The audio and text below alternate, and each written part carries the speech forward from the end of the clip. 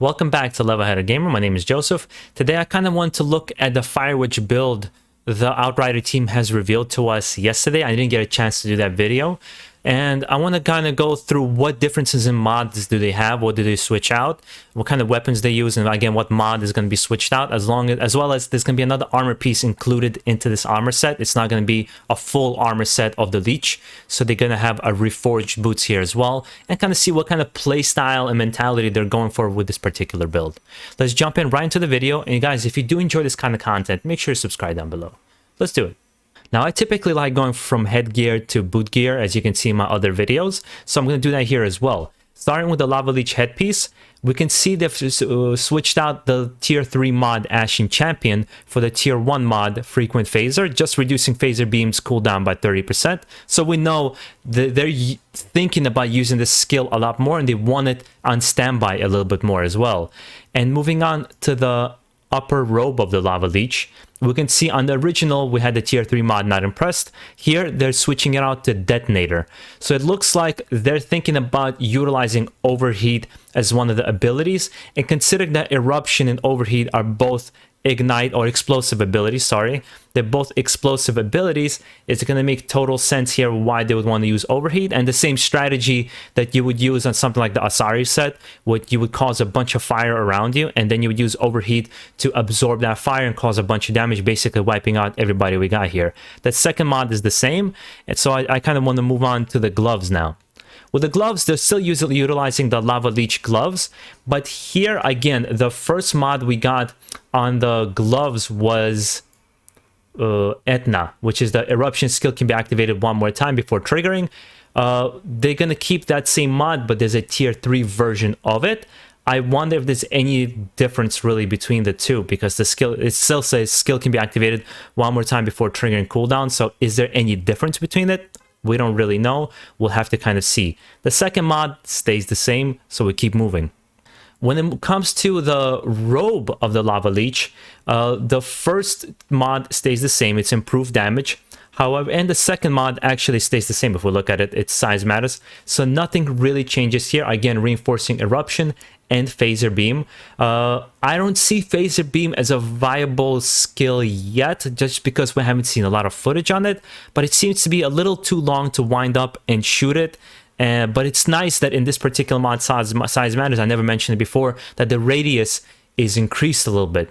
And Eruption definitely looks like a great skill to utilize, because it's just going to cause a whole lot of damage. But it'll be interesting why these two ability choices for these armors, and what's kind of the thinking behind it.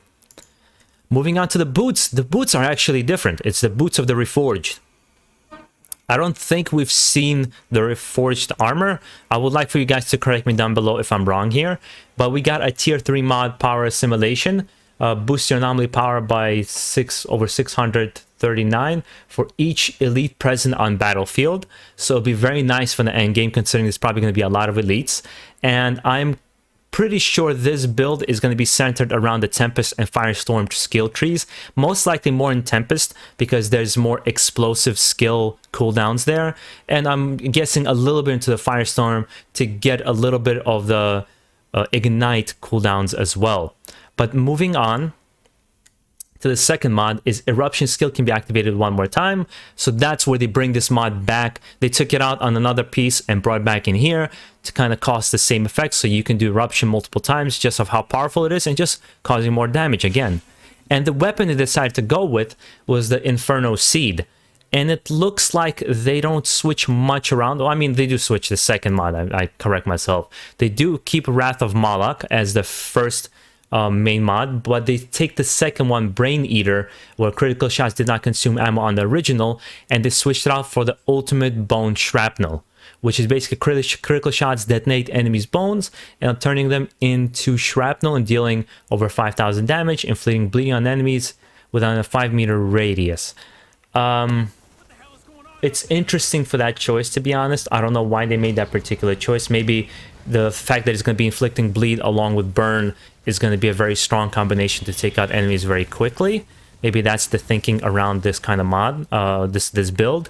And in general, you can see, right, this build focuses around Eruption and Phaser Beam, two very well, both of them kind of have slightly longer, I would say, wind up to attacks, but they seem to be both powerful. It seems, I think this build is more centered around maybe not single DPS, but definitely not mobbing. For example, if Asari is very mob focused, I think this is going to be more maybe boss focused, so you can deal very direct, very strong amount of damage and still be able to deal with smaller mobs of enemies.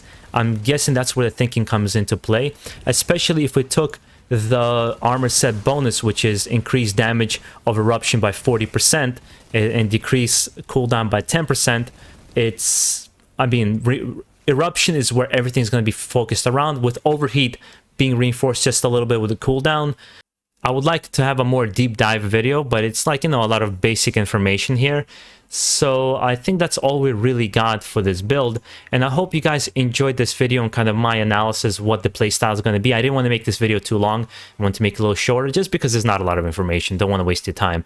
And guys, make sure you enjoy the rest of your day and have a good one. We just got a little bit more to go. We got what, 8 days to go? That's it, man. Peace out.